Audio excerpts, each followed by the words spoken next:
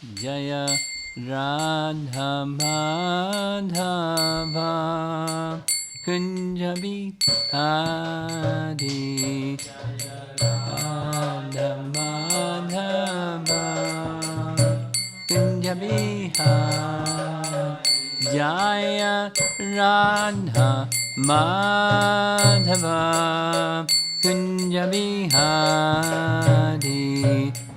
Radha Madhava Kunja Bihari Gopi Jana Balabha Girivardhari Gopi Jana Balabha Girivardhari Gopi Jana Balabha Girivardhari Gopi Jana Balabha Girivardhari Jasodanandana Brajachanarandana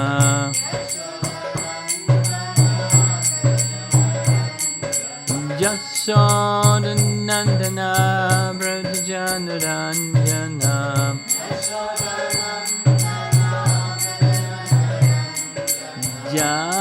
Jamanatira Vanachari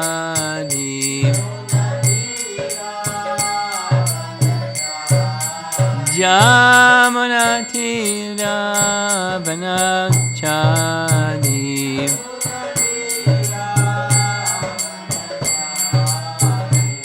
Jaya Radha Madhava Kunja Bihari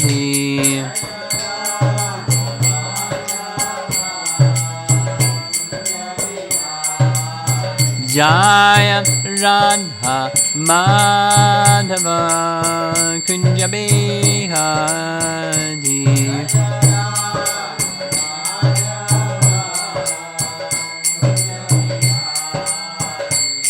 Gopi Jana Balabha Girivardhari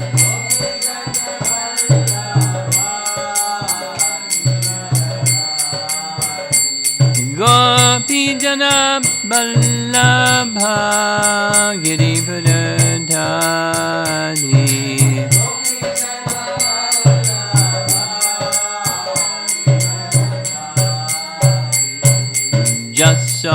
Jasodanandana Brajachanarandana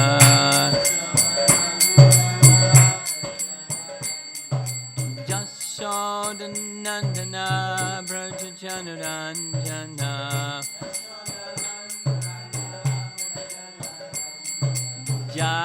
Jamanatira Vanachari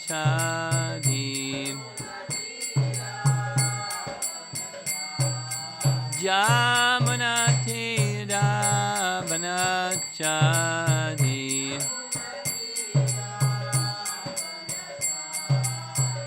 Jaya Radha Madhava Kunja Bihari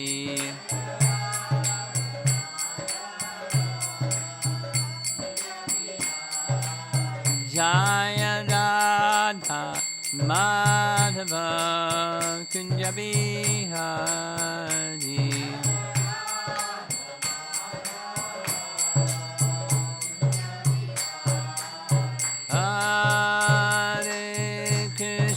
Hare Krishna Krishna Krishna Hare Hare Hare Rama Hare Rama Rama Rama Hare Hare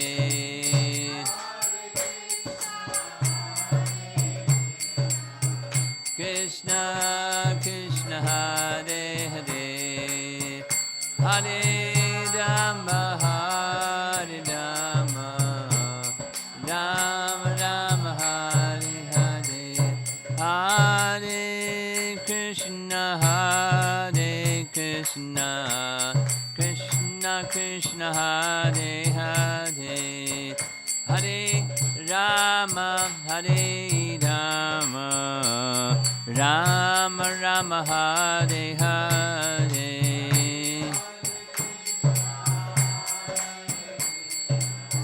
Krishna, Krishna, Hare Hare, Hare Rama, Hare Rama, Rama Rama, Hare Krishna, Hare Krishna, Krishna Krishna, Hare Hare, Hare Rama, Hare Rama, Rama Rama, Hare Hare.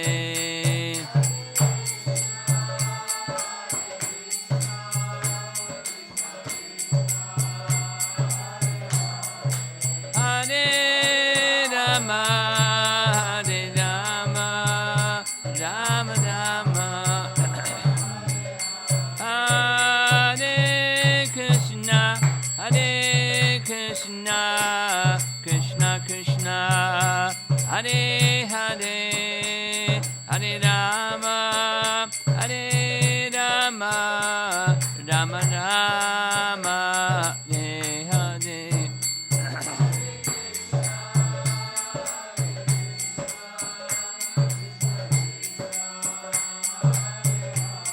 Hare Rama, Hare Rama, Rama Rama. Jaya Prabhupada, Prabhupada, Prabhupada, Jaya Prabhupada.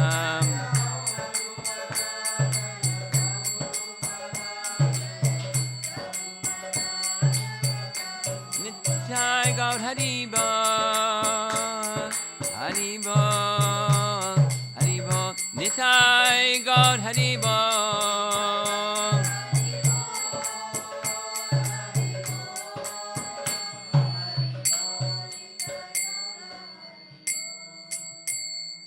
Srila Prabhupada ki jai, Gaur Premanandi.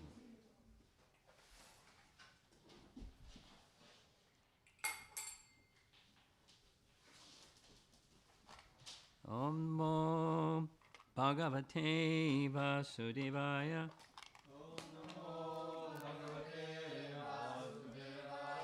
Om Namo Bhagavate Vasudevaya.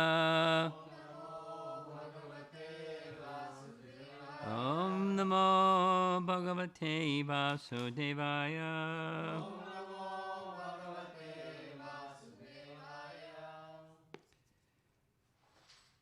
Although it's pandemic time, we're going to go to Vrindavan by sound, but safe way. Safe way. And we're going to join Krishna in his pastimes with the cowherd boys. There's a series of verses from Canto 10, Chapter 12. Starts with 7 through 11. And the concluding phrase is Krita Punya Punja. Very celebrated sloka, celebrated, often quoted by Srila Prabhupada. So we're going to hear some commentary. Starting with Sanatan Goswami. Krishna was easily realized, Sukhanu Bhutya, as Atma Tattvam, or Brahman, by the liberated, who exist in a state of mere existence, satam. They consider that this bliss is the highest goal. For the devotees, satam, he was Bhagavan, the form of happiness or prema bhakti, most worthy of worship. For the ignorant, he was that which destroys the jiva. liberation. Or for the gopis who served Katyayani with great faith to attain Krishna, though this happened in the future, it was discussed by Shukadeva Goswami and Maharaj Parikshit at this time. He appeared as a beautiful human child, Nara Darakena. He appeared in this way to them because of their great prema. He appeared as happiness, Kena, for the groups of women, Nara Dara. This would be suitable for the list which starts with the inferior or liberated souls and ends with the best, the gopis. Punya, krita punya punja, punya refers to bhakti, as in Dharmo Mahabhakti Krita Prokta from Uddhava Gita. Dharma is performing bhakti to me. The boys must have performed lots of hearing, etc. as sadhana. They did piles of meditation on the Lord in Satya Yuga, or Krita. They had accomplished, Krita, piles of anurag, punya. The gopis' rati was not fulfilled during the day because of separation, and even at night was not fulfilled with comfort, compared to these boys easily associating with Krishna. Quoting Canto 10, Chapter 21, the cowherd girls said, "O friends, we do not know any other success for those with eyes than the face of the younger one," between Krishna and Balaram, the younger one who plays the flute. They don't say his name. The face experienced as he cast a sidelong glance of love, the face tasted by people with eyes, as the two sons of Nanda take the cows from forest to forest along with their friends. Sukadeva desires that the gopis could associate in the same way as the boys did. Thus he uses the word itam, or in this way, in the present tense. Vishwanath Chakravarti Thakur, first he summarizes 7 through 10 and then he goes to 11. The cowherd boys blew bugles, du mantaha, made of buffalo horns, chased the shadows of the birds, and pulled the tails of baby monkeys. They would climb the trees by grabbing the tails of the monkeys hanging from the branches. After imitating the funny faces of the monkeys, the boys would jump from tree branch to branch. They leaped after the frogs into the pools of water, which were created by the cascading waterfalls. Upon seeing their reflections on the water, they would laugh heartily. Raising their arms, the boys would shout loudly in a playful mood. Then they would curse their echo, saying, "Aha! Who is that speaking?" Hearing a single syllable echo back, the boys would become angry. "What is this?" The echo would reply, vibrating, "Re, re, re." And the boys would say, "Today you will die." In this way they would curse again and again and never come to an end. And then verse 11, the concluding verse of that group.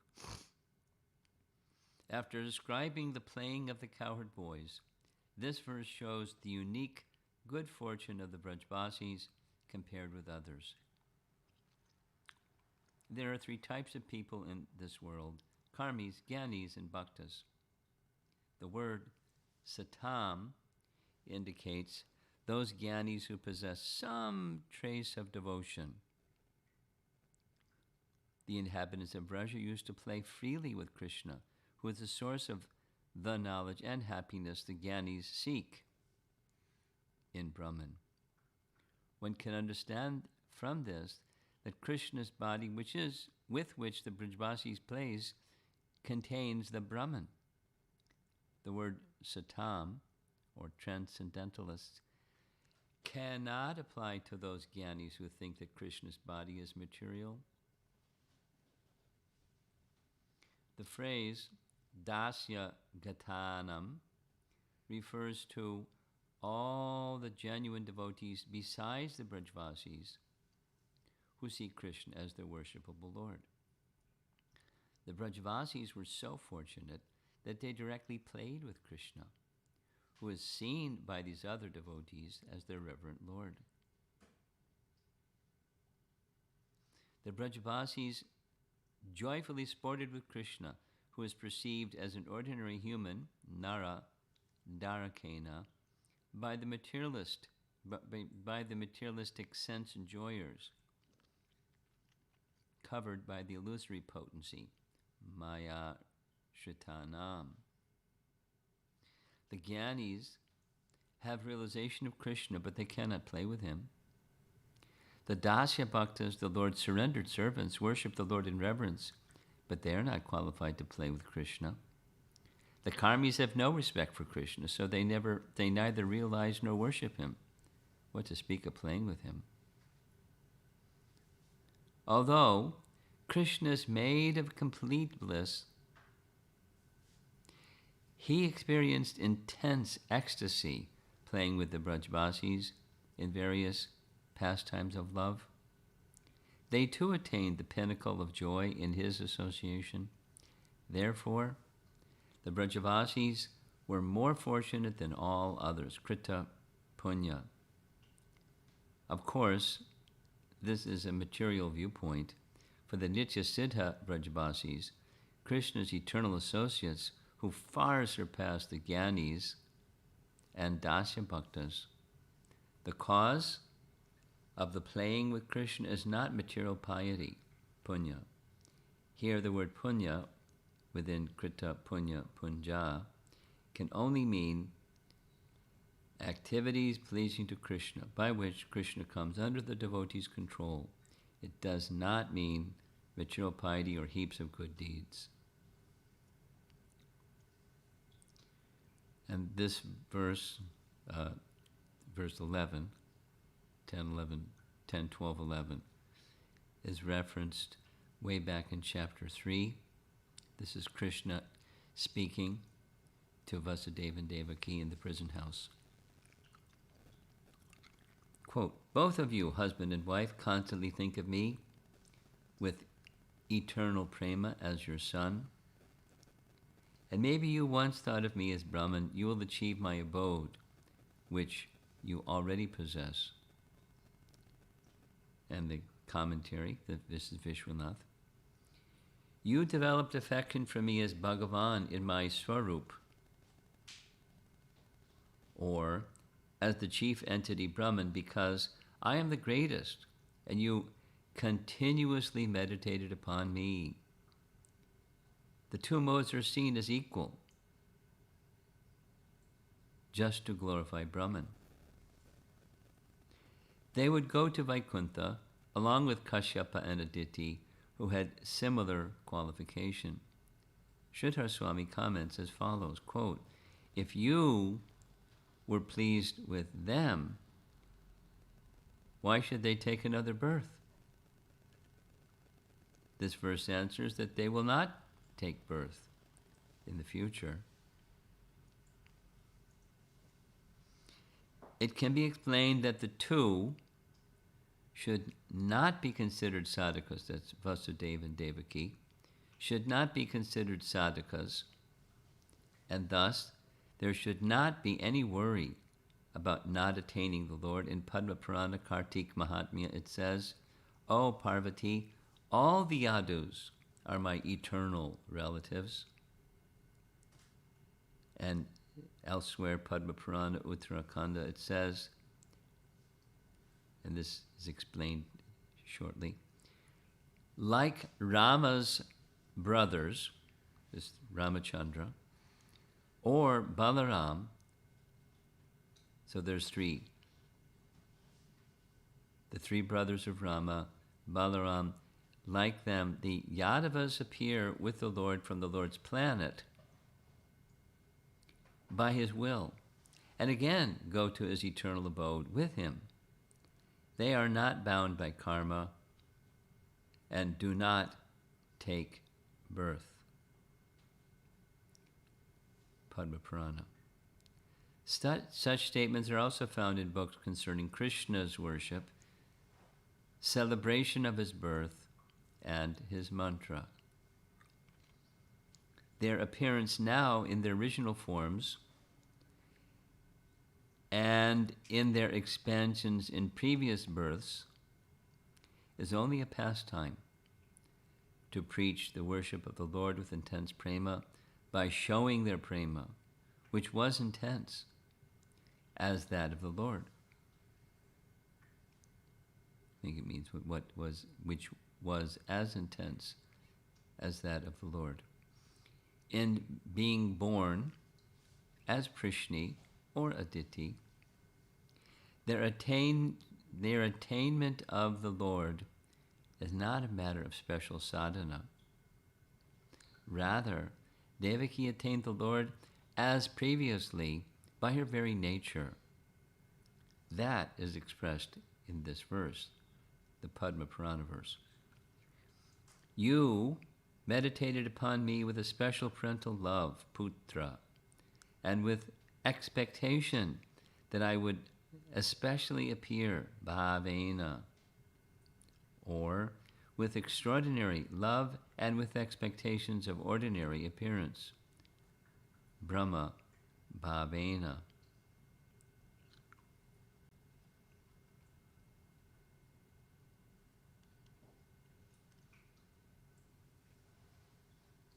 I was just reading a very,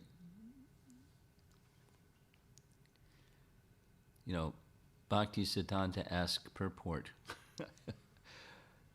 Vibrahma Vilas, text 37, is many pages long. And it sounds like it's his very involved way of saying what's being said here. There are pastimes that Vibrahma Vilas, they appear to be, but they're deluding because they only appear to be. So it appears, for example here, it appears that Prishni, mentioning specifically, and Aditi, they appeared, but they're eternal associates, so we can say they appeared, we can also correctly say it's a pastime.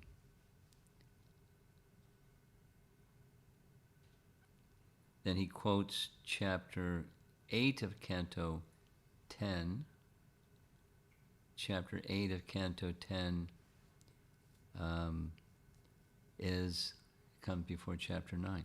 Comes just before the Damodar Leela, and it's a wonderful description of the exalted love of Nanda and Yasoda. And after narrating all of that, Shukadeva Goswami says, Maharaj Parikshit says, wow, what did they do to achieve that position? And then Shukadeva Goswami gives this very interesting description of the two Vasus. I forget their names right now.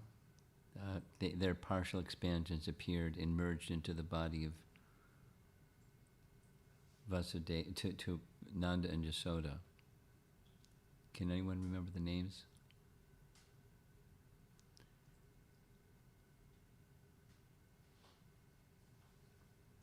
I'll think of it as I go along speaking. And then chapter 9 begins saying, wait a minute, they're eternal associates. So anyway, this is the final verse of one of the concluding verses of chapter 8.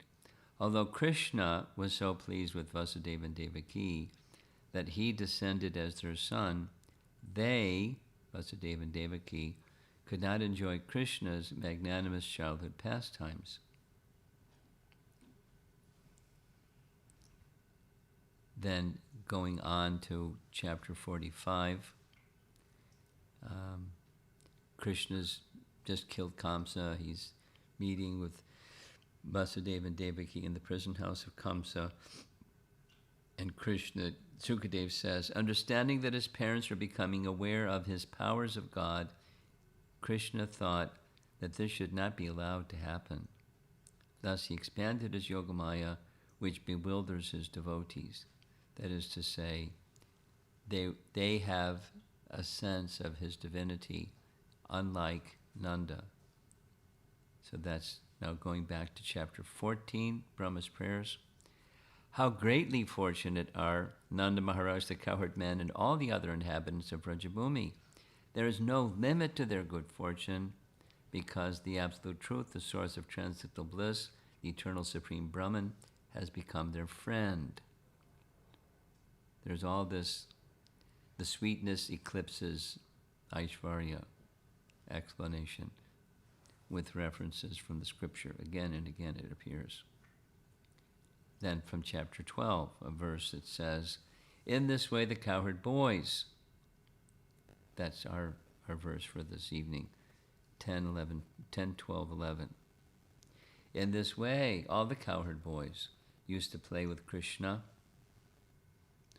who is the source of the Brahman effulgence for the Gyanis, desiring to merge into that effulgence, who is the Supreme Lord for the devotees who have accepted eternal servitorship, and for ordinary persons is but another ordinary child. The cowherd boys, having accumulated the results of pious activities from many lives, were able to associate in this way with the Lord. How can one explain their great fortune? Then back to the parental affection. Seeing Krishna as their son comes first as the main method, and thinking of him as great is a secondary method. They meditate only once on the Lord as great. Meditated. That's that verse from Padma Purana. The word va can indicate that it may have been possible that they meditated once on Brahman. And from Chandogya Upanishad, later you will go from the pastimes on earth to my abode with the uppercut pastimes. You do not have to depend on sadhana. Doing sadhana would interfere with what is to be accomplished by you as my assistants. The reason is given. You have eternally perfect affection, krita snehau. You too have prema, filled with affection for me as a son. It is your nature in the manner of atma, in the manner of, this is the Chandogya verse, atma pahata papma. The soul is without sin in the liberated state. I mean, there's a lot there, but the main is the exalted position of the cowherd boys, the exalted position of Nanda and Jasoda, and we shouldn't think of them as becoming Nanda and Jasoda or becoming Vasudeva and Devaki, although the language is spoken, Krita Punya Punja, how many pious activities have they undergone, or how did Nanda and Jasoda get this position, what activities did they perform before.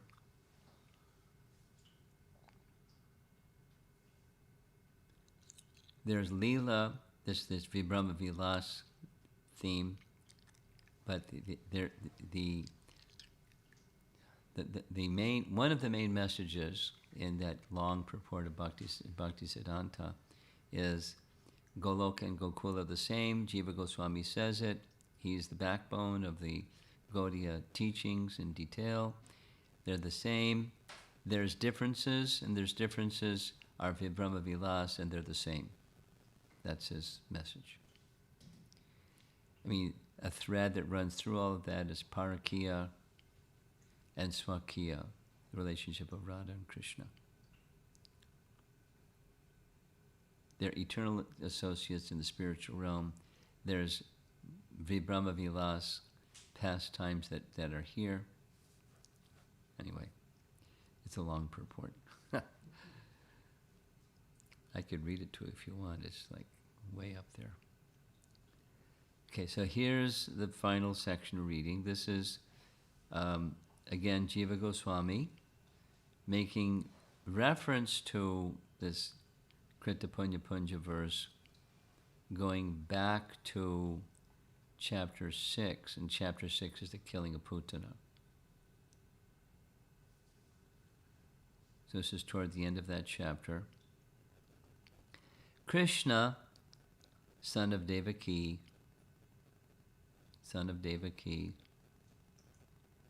they're in Braja, son of Devaki, the bestower of many benedictions, including liberation, drank the milk of those cows and gopis which flowed with the highest parental affection. O king, these cows and these women who took Krishna as their son constantly were not qualified for samsara, which produces ignorance. Commentary. 2 verses clarified the meaning of svargam, mentioned in the previous verse. The Lord gives benedictions, including liberation. To persons with material desires, he gives artha, dharma, and kama, and not his spiritual form. To persons desiring liberation, he gives kaivalya, his spiritual form as unqualified Brahman, with attainment of identity with the Lord without realization of Bhagavan with qualities. Bhagavan gives to devotees realization of his form as Bhagavan, but not his form as a son, which evokes special possessiveness and special prema. He was the son of Devaki by birth only. They didn't have that intimacy of the childhood pastimes, is the point. And he quotes from chapter 8, the same verse we looked at before. Although Krishna was so pleased with Vasudeva and Devaki that he ascended as their son, they could not enjoy Krishna's magnanimous childhood pastimes. But she did not care for Krishna in the praiseworthy mood of Yashoda. Now we're back to Braja. He drank excessively, alam, the milk of the cows and the gopis, which flowed with parental affection. Thus the cows and gopis are shown to have the deepest and most abundant affection. And then comes our verse for this evening, verse 11 of chapter 12.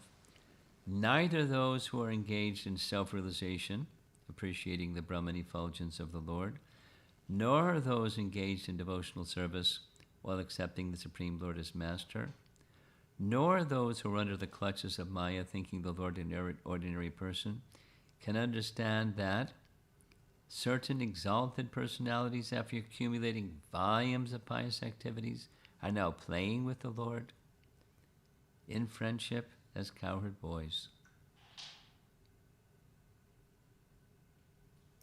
Samsara, producing ignorance, will not occur for them, since they have far surpassed Gyan. They cannot be touched by samsara, because the pure devotee is most rare. Such a devotee is rarer than the Gyani, quoting Bhagavatam Canto 6, chapter 14. O great sage, among many millions who are liberated and perfect in knowledge of liberation, one may be a devotee of Lord Narayana or Krishna. Such devotees who are fully peaceful are extremely rare. And now our last paragraph for this evening. They have constant devotion to Krishna as a son. This means that Krishna is constantly with them because of their devotion. Sukadeva addresses the king. Oh, King Rajan, existing with correct knowledge of the Lord, please understand correctly.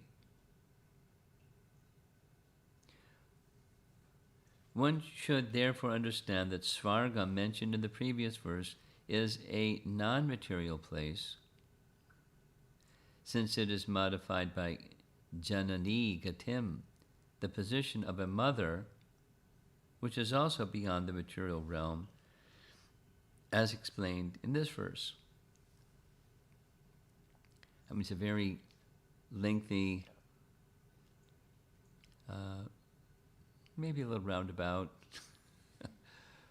but very devotional way of indicating how to properly understand different words that in different contexts they may mean different things, and the proper way to understand is this.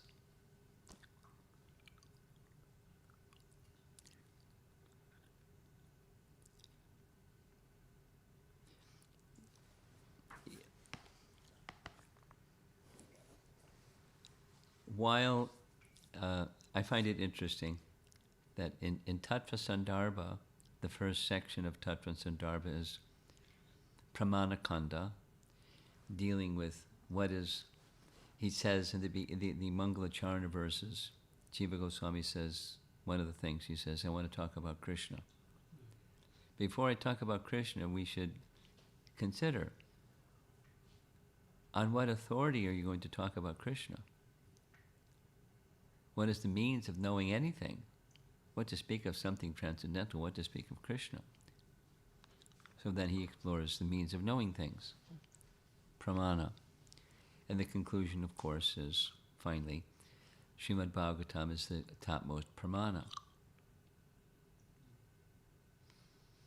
And then that section ends, and he goes into the second half of Tattva Sandarbha saying, okay, here's my methodology.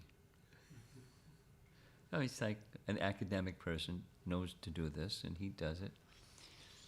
This is my methodology. I'm going to make statements, and then I'm going to support those statements by Bhagavatam, and then I'm going to support the Bhagavatam statements by other statements, and these are the sources I'm going to make reference from. And then I'm going to say some people make objection, and I'll respond to the objection by making a statement referring to a verse of Bhagavatam and other supporting scriptures that confirm. It's very, logical, systematic, and organized. And then he proceeds.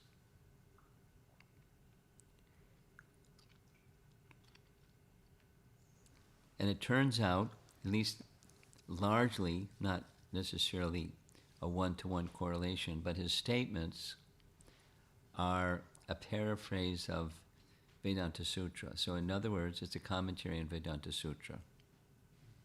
It's just really sneaky. Or very intelligent. Because Srimad Bhagavatam is a natural commentary. So the Srimad Bhagavatam is explaining concepts of Vedanta Sutra. But it's not exactly like that, but that's an element, a major element in his construct. So when it comes to how do you understand a word, and you have to take the direct meaning, then you can take indirect meanings if, depending. So there's rules for Sanskrit, and certainly he and the other acharyas knew the rules. But words can mean different things, even in any language. They can mean, according to context, they can mean different things. So one of the important messages in this whole 10th canto description of Krishna and Braja is well, aside from the sweetness feature of the residents of Braja and how it's super excellent, the nature of pastime is Krishna's way of stimulating the love of his devotees for him, and doing that stimulates his happiness and his love for them. It's like, it's a two-way street. Not just they love him and he gets loved. He loves them and they get his love. It's very dynamic in both directions. And so because it's pastime of exchanges of love being manifest in this world, it's a very important understanding. That's what this text 37, very difficult, lengthy, high language purport explains, is essentially Goloka and Gokula are the same. And there are differences. And the differences are in this category of Vibhrama Vilas. Vibhrama means mistake. It's one of the 4 defects of conditioned souls. Brahma or Vibhrama, like big time Brahma, big time mistakes or error. And it's pastime. One of the ones that we were hearing recently is when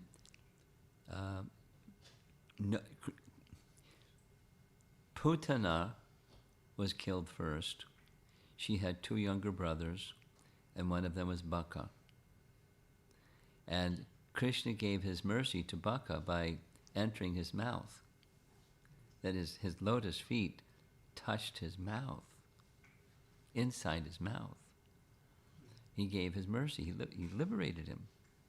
I mean, he still was going after him, but he entered his mouth, and when he entered his mouth, Balaram and the cowherd boys fainted. In commentaries, this is Vibhrama Vilas. He's omniscient, and he's all-powerful. He knows that Krishna is omniscient and all-powerful. There's no worries. But his love is so strong, his affection for Krishna is so strong, he fainted. He completely forgot Krishna's omnipotence and omniscience and just passed out.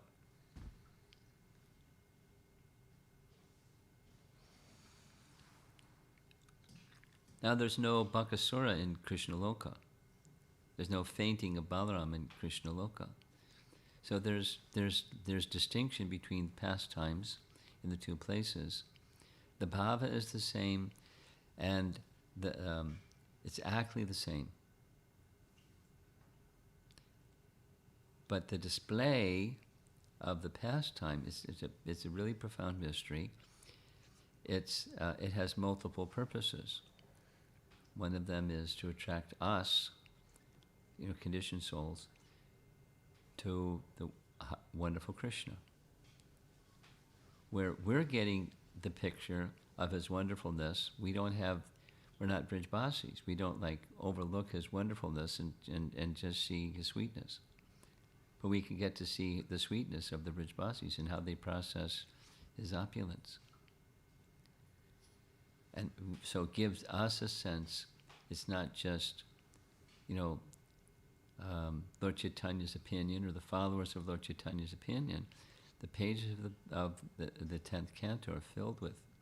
And our acharyas can move very seamlessly back and forth between different references and make really clear.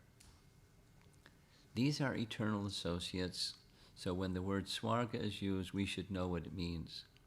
It means the eternal swarga.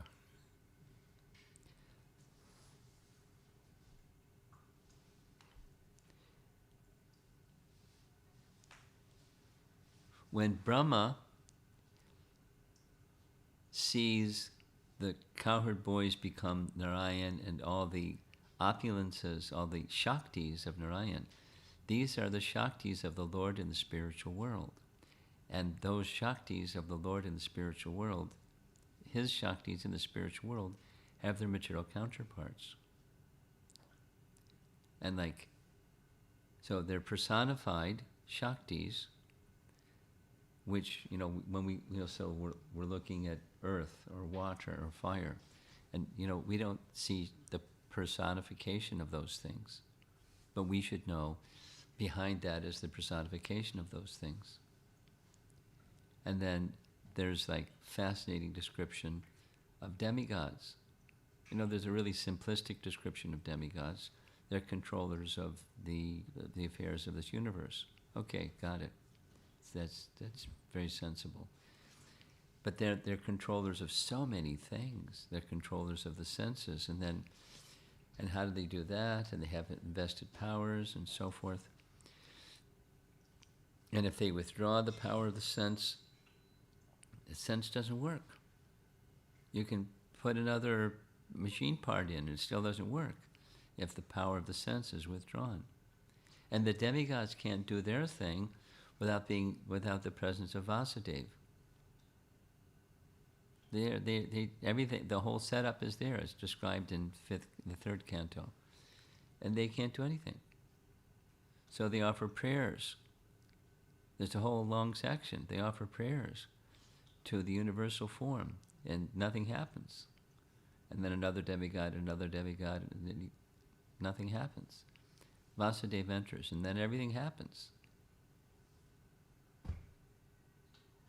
Nothing happens without the presence of the sanction of the Supreme Lord. And then those demigods have their counterpart in the spiritual world. What's a demigod in the spiritual world? Because demigods are for this place. But there's demigods, and there's prototypes of everything in the spiritual world. And they're all expansions of Krishna. And that same Krishna from whom everything comes, look what he's doing. With the cowherd boys. And that's the absolute truth. Not appreciated by the Gyanis or the Dasya Bhaktas or the materialists. So when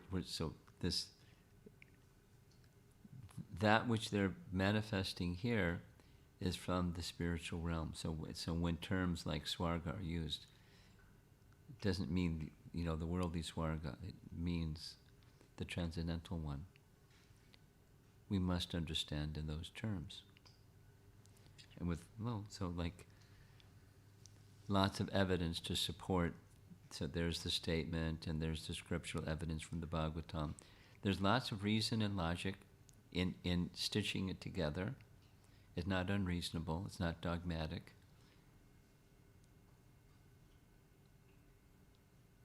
It's brilliant. So one doesn't need all that. One can just hear the pastime, and it's really nice. And you hear all that, and it helps, at least for me, it helps me appreciate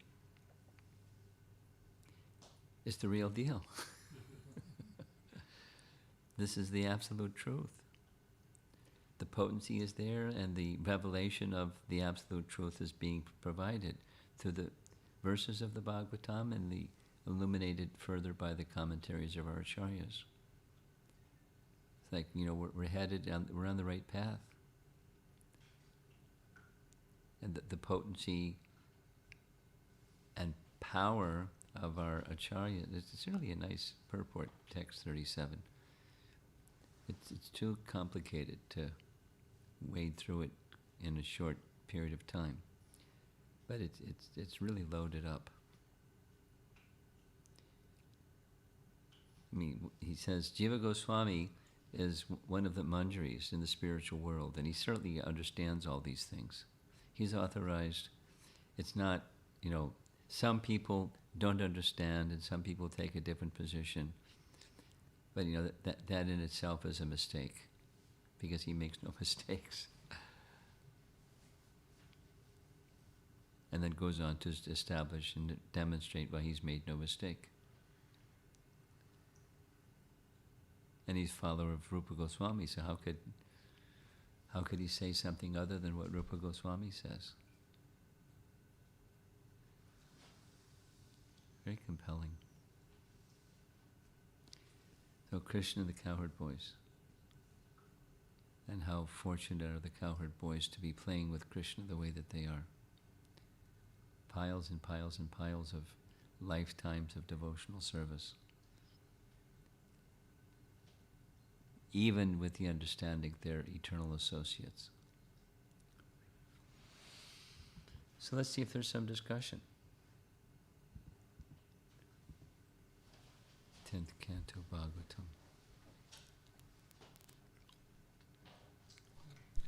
Thank you so much, Maharaj. Yeah? Actually, it's Krishna's mercy. This morning I had the same question in my mind. Which one? About the 5th, 6th chapter of the 3rd canto, where Mahatattva, which is predominantly the mode of goodness, through Jnana Shakti, expands as the 10 sense devatas and the mind. And the verse that we were reading this morning in the Bhagavatam class described how they are an expansion of Krishna. And Prabhupada in the purports talks about the devatas and how they're living entities, but it's explained in the Bhagavatam, as you mentioned, how they have a source. And it didn't make sense. How can the demigods have a source from the expansion of Krishna, and they pray to Krishna, the prayers of the demigods? So it's just, you answered it. Thank you so much. There's layers and layers. But is there all the demigods have a source? They have a what? Have a source in the spiritual world? Well, I don't know all of them, but the demigods have their spiritual counterpart. Just like Shaktis have their spiritual counterpart. Okay. Now it makes sense. Yes. Within Krishna is everything. And this is a reflection of what's there. And so it's there. And this is the reflection of what's there. Thank you much. I had one question about the Krita Punya Punja verse. Yeah. I've read that Prabhupada mentions that the eternal associates of Krishna are an expansion of the Sandhini Shakti of the Lord. Yeah, all of them are. So... the forms. All the forms in the spiritual world are an expansion of the Sandhini potency. And because you said the Gokula is not different from Goloka, all the associates are also expansions of Sandhini Shakti? Yeah. Yeah. Yeah, like we just heard, the Brajbas, all the members of the Yadu dynasty cited, it's from Padma Purana. But as Ram's brothers, Balaram, and the Yadu dynasty members, they're all eternal associates. They're of the spiritual world. And they appear and they do stuff, and then they return to the spiritual world.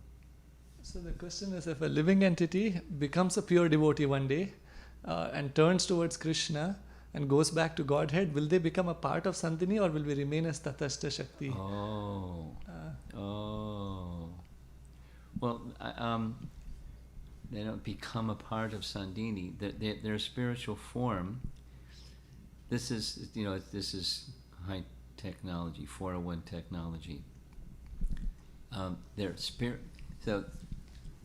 the Sarup, or spiritual form of the living entity, is like Krishna, Sat, Chit, Ananda. So Sat is Sandhini potency. Sat and Sandhini potency are interchangeable terms. It's Sat, Chit, Ananda. So their form is manifest by the Sandhini potency. Everything in the spiritual world is manifest by the Sandhini potency. It's eternally existing. And then there's Chit. That's another feature. Cognizance. And Ananda. Okay? Thank you very much. Anything? Yeah? How about you? Okay. So, Maharaj, we see that in Krishna's pastimes, Lord Balaram is at times forgetting who Krishna is, and his love is taking him over, and he faints, or he goes and thinks maybe Krishna needs help and gets armies together and He does lots of things. yeah. But when we see Rama and Lakshmana, Lakshmana is Balaram again. Yeah. We don't really see Lakshmana doing anything. I mean, at least I'm not aware of where he forgets who Ram is or anything like that. But he's always like, yeah, Ram can take care of it kind of mood. Well, it's not that. Two things. There's an intimacy in Braja that doesn't exist outside of Braja.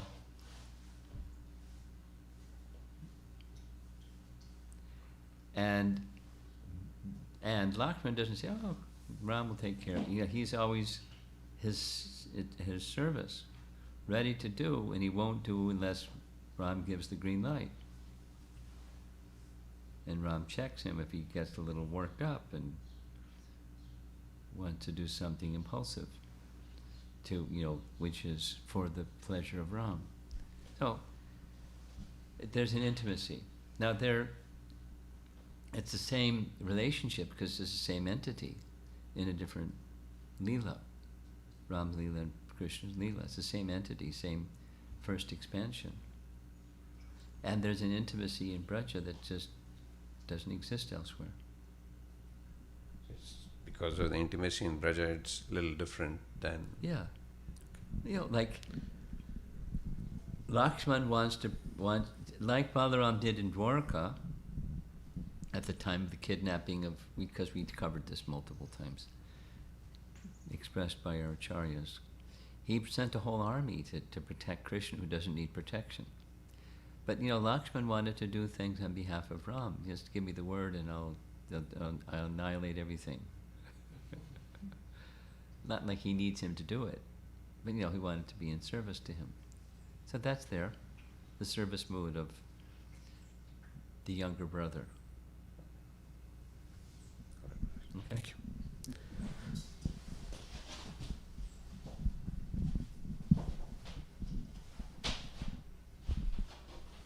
Hare Krishna Maharaj. Thank you for the very nice reading and the class. Maharaj, in one section, I think there was one line where you read that to the devotees, Krishna is never lost. He's always with them because they're always in devotion. So again, that was for pure devotees and the gopas and gopis and everyone around Krishna. But if I think of myself as a struggling person who's trying to awaken bhakti in my heart, what are some practical steps that maybe I can set as a goal to have that mood where I can try to have that devotion always and always feel that Krishna is always there with me? Sadhana bhakti. Maharaj. And doing what we're doing right now. Shravanam Kirtanam is the foundation of our sadhana bhakti. We can evolve to a higher stage through sadhana bhakti. And that's two parts, the cleansing part and the awakening part. So know, not that you don't know, but know that Krishna prema is already inside and it just needs to be awakened. So what are some practical steps? Hearing and chanting nicely, regularly, with undivided attention as far as circumstance permits. Serving, then the other elements of sadhana bhakti. Serving the devotees and worshipping the deity. We do the sadhana bhakti elements as much as we can without offense. And good association, sadhu sangha. So so the short is, through the medium of practice, that natural inclination awakens, and the covering becomes diminished and cleansed. Sadhana bhakti. That's very practical. Prabhupada would say it sometimes in just like this really simplistic. Just hear Bhagavad Gita and you'll understand Krishna, and you go back to Godhead. 1, 2, 3. Guaranteed. I mean, I've been listening to his recorded lectures on Bhagavad Gita, and he says it often. Boom, boom, boom. So then there's details to fill in that 1, 2, 3. But the principle is, Rupa Goswami has given us, under the authority of Chaitanya Mahaprabhu, principles of sadhana bhakti. We're to learn those principles and apply those principles in the association of devotees. And especially important is sound.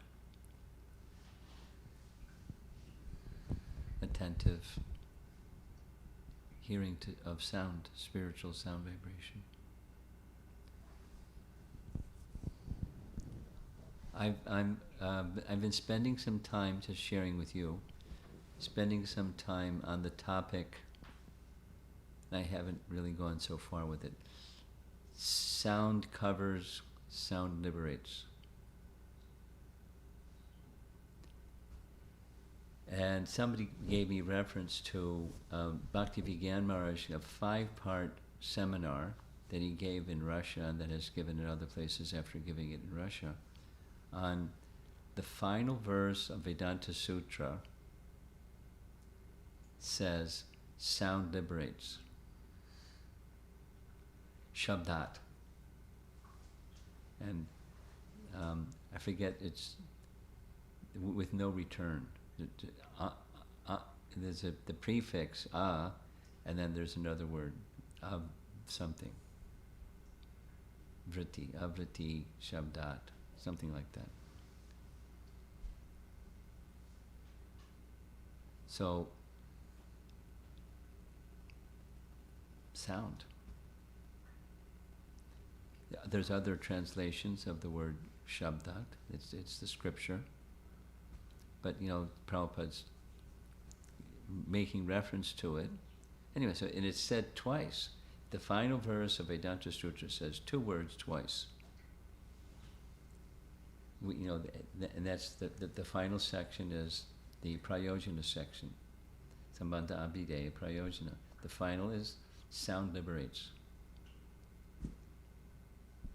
So, get absorbed in sound. Sure, Maharaj. Thank you, Maharaj. And then you apply it. That's sadhana. You do it. You hear it.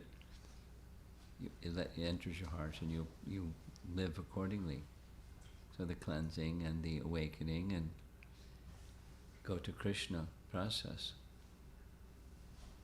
And hearing about those that have such exalted love, Prahlad and Dhruva and Maharaj Ambarish and all these exalted personalities, they're not Brijvasis, but they have pure love. And hear about them, remember them, describe them.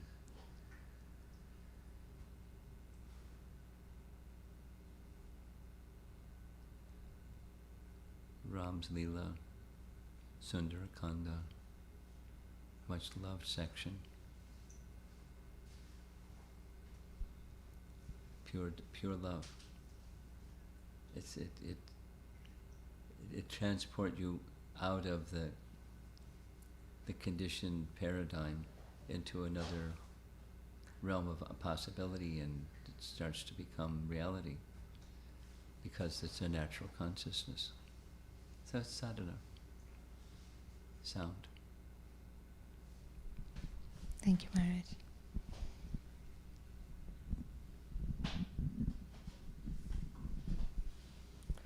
How are we doing? Anyone else in the room? Or we'll go to online. Maharaj, I had one question. Before I asked the question, when you talked about the two Vasus. To what? The 2 Vasus who merged into Nanda and Yashoda. When you mentioned it's Drona and Dara. Yeah. Yeah. Thanks. But so is the understanding correct that there was 10 million cowherd boys, and only some of them were Nitya Siddhas? Is that right? Or only some were what? Nitya Siddhas. Nitya Siddhas. Yeah. Young people have a way of taking 18 syllables and making it into one syllable.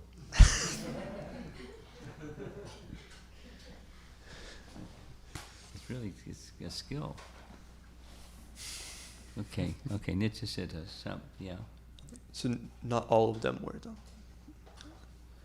We don't have the count or the percentage or anything like that. Some. Okay. So yeah, the online questions begin with this one. First one is from Sanchari Mataji, and she asks, Guru Maharaj, the name of Krishna is completely pure and it can save us. Does this mean the impersonalists can be saved just from chanting Krishna's name? Well, saved from what? Without the association of devotees, they can't be saved from forgetfulness of Krishna. When impersonalists chant Krishna's name, they're thinking something quite different than she is, or we are.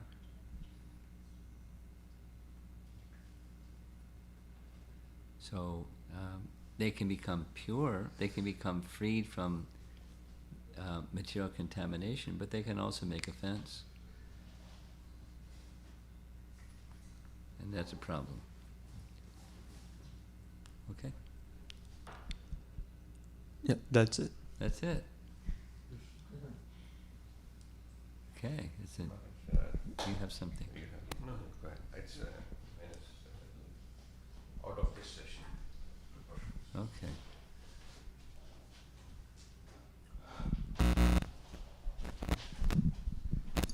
Maharaj, this maybe This how is to. much better than Zoom. This is probably like a how-to question, but I've been thinking about the answer you gave to Guru Prabhu yesterday about chanting. Yeah. And, it was very profound. As I'm in the same boat as him, and it was Mechanical. yeah chanting. mechanical chanting, and I was trying to relate and try to apply. I was just thinking for myself and questioning myself as to why I am doing mechanical chanting.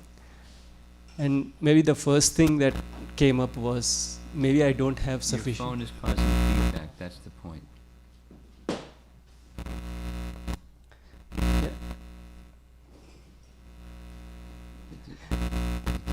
it away from the Oh, maybe. technology, just... Okay. Okay, you got it. You're fine, it's not you, it's that thing over there. Yeah. So the first thing I was thinking was maybe I don't have sufficient realization that the holy name and Krishna are the same. So like I was going to ask you, like, what can I do, and like where do I start developing that faith? Really simple.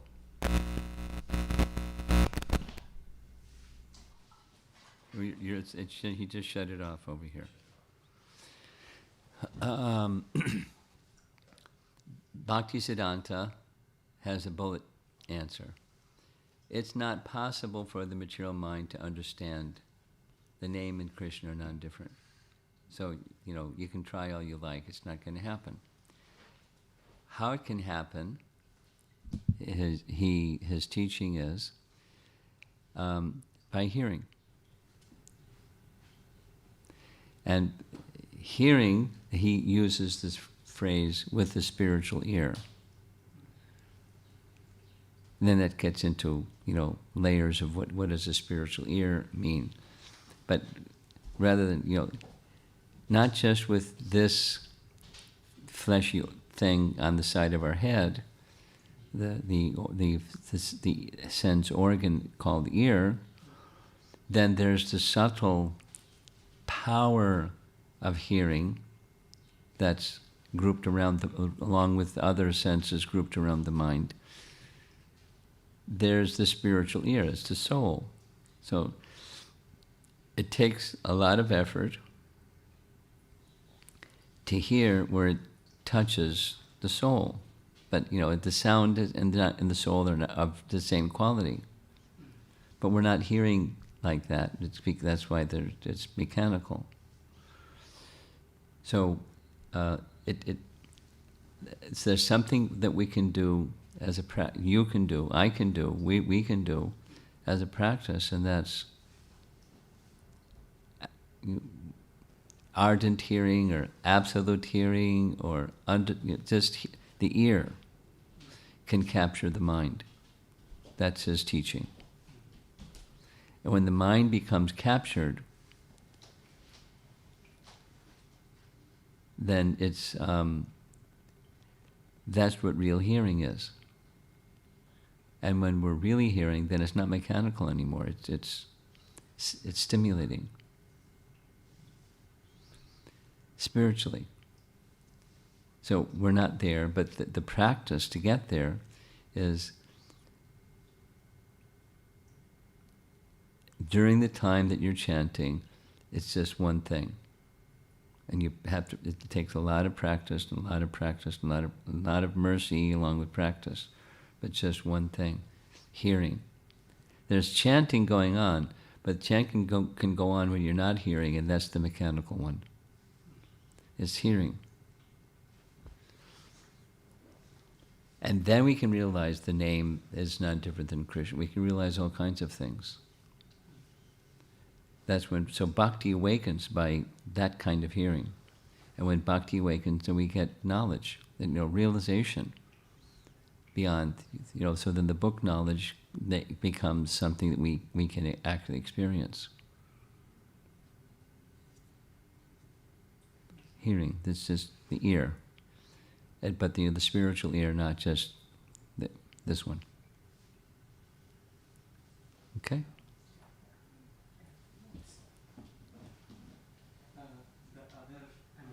I was thinking what else.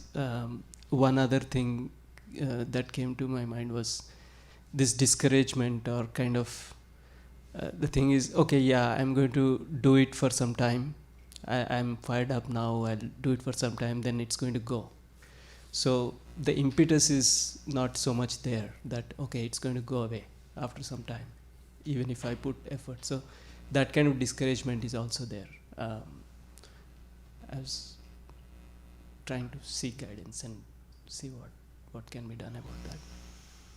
Well, that's under the heading of acceptance and progress. The acceptance is, why is it? It's not some, you're a broken person, you're a defective person, there's something wrong with you. It's not that. It's, we're covered. There's been different kinds of cloud cover during the past while here in Detroit, or suburbs. And sometimes there's lots of clouds, and sometimes there's not so many clouds. So what are you going to do when there's lots of clouds? You get depressed? It's just, there's clouds. There's clouds. And then wait a while, and there's less clouds, and then there's clear sky, and then, so it just keeps, our circumstance, the degree of covering fluctuates to a degree, but you stay, what's needed is, you stay fixed in that which is to remove the clouds. And the clouds, in the metaphor, the clouds are the anarthas within the heart, the unwanted things in the heart. That's what's causing the sometimes it goes up and it goes down. The unsteadiness is anarthas. So there's an artha nivritti process. And it starts with hearing. And then, etc. Shravanam, Kirtanam, Vishnu Smarnam, etc., etc. But it starts with hearing. And then application of teachings, and there's an unsteadiness in all of that. So it's just one way of saying, it's part of the price we have to pay for our who knows how many foolish free will choices we've made. and we're responsible for them. I take responsibility for my mistaken exercise of free will. That doesn't mean it deters me from making the right exercise of free will. Especially when the hand that's being extended to me is Krishna's hand. It's He who is extending His hand to each of us, and there's so many ways. His teachings, His representatives, His name, His deity form. He's extending Himself to us.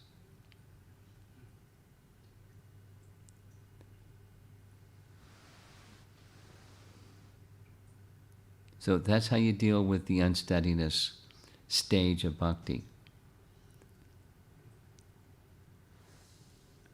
Is accept it. That's what it is.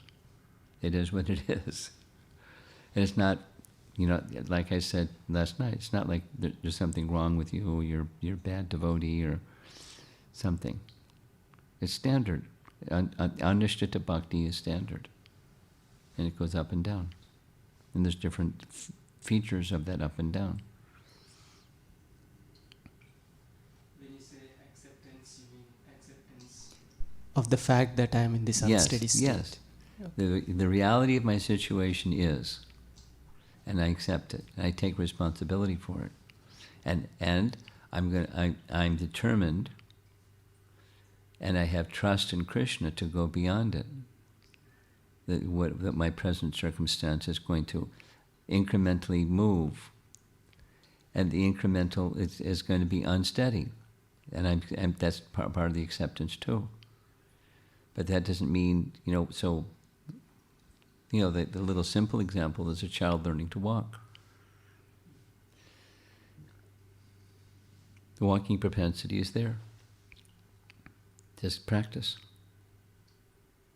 Abhyasa yoga yuktina chetasananyagamino. That's what we do. Just the mind itself becoming familiar with the holy name and just going away. Well, circles back to the mechanical chanting. Right. So we can't get to the ever-fresh position without the purification. You have to pay the price for your, who knows how many mistaken free will choices have been made. You take responsibility for it. Okay. Do you have something more? Just a last follow-up question To his question? Okay.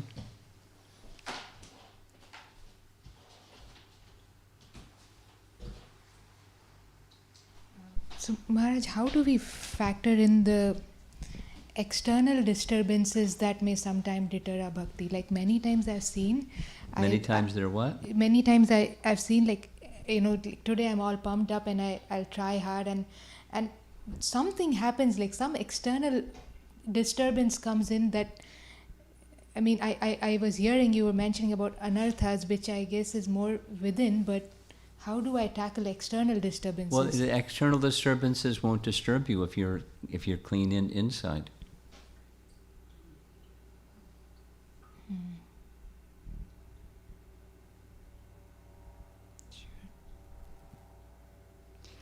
First business is purification. First business is make the heart pure. You have no control over stuff outside. And the negative emotions connected with the stuff outside is part of the contamination that's within. Supposing you're pure devotee, supposing you're a Prabhupada or of that caliber devotee, and something happens that's like disturbing outside.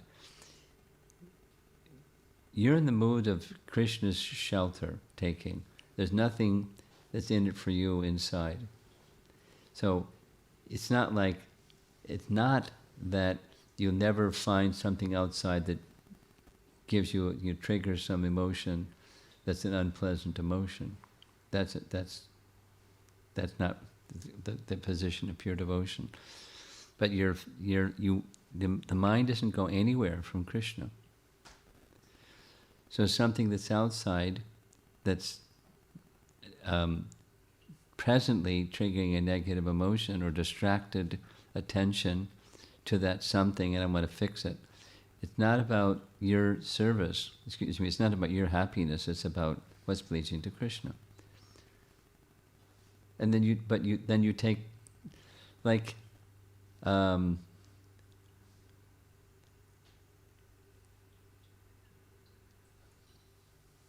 listen to Prabhupada speak, and listen with the ear that you want to see how he deals with disturbing circumstances in his interactions with others, or his speaking to general audiences.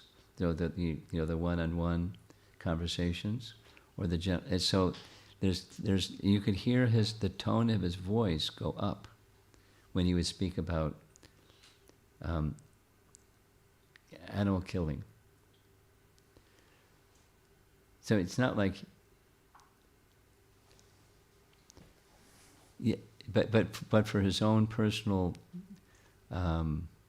convenience, he accepted so many difficult circumstances without any consideration of, his comfort or convenience, or so he was so locked in. So same for you. He was so locked in to fulfilling the order of his spiritual master. And it took a long time to prepare for that. It's so many obstacles all along the way. And he just persevered, and Krishna helped him. Even when it looked like nothing was happening, and on and on and on.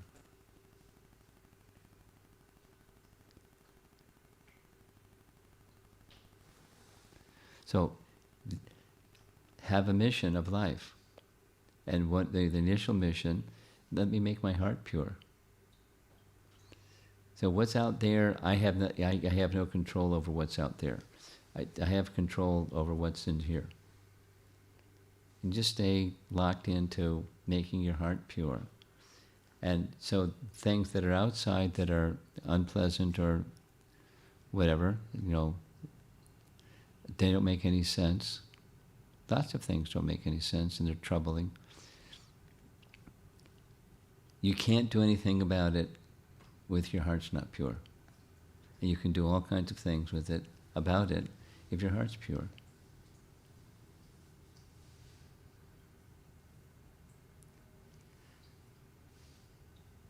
I left my phone. There's a really nice saying, Bhaktisiddhanta.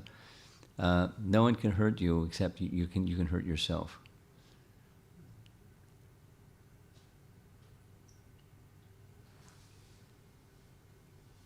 And anyway, it's a longer phrase than that, but dealing.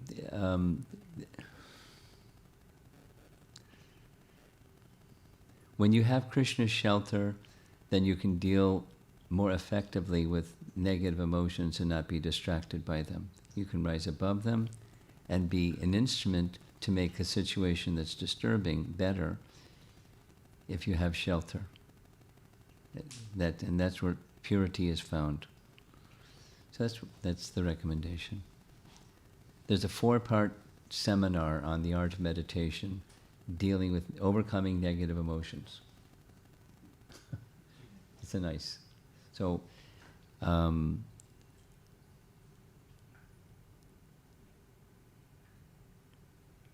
maybe I can remember. Maybe if I don't remember, you remind me, and send you some links, and you can. The art of meditation, overcoming negative emotion.